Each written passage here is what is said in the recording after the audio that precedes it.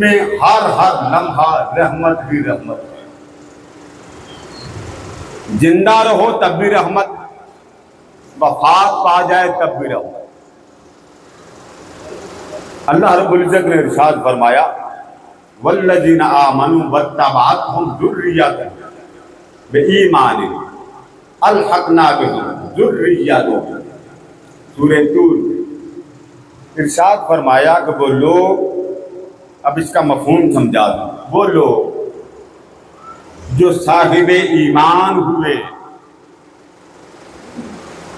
پہلے لوگ ماں باپ دادا پردادا ان کی وفات ہو گئی، نیک تھے، صالح تھے، پرہیزگار تھے، مگر اولاد اس مقام کی نہیں بنی. کوشش کرتے رہے، نماز بھی پڑھتے تھے، روزے بھی رکھتے تھے، اچھائی کے کام بھی کرتے تھے، صدقہ و خیرات بھی کرتے تھے، یہ سارے کام کرتے تھے، مگر جس سطح پر ماں باپ پہنچے یا بڑے پہنچے وہ نہیں پہنچ سکے.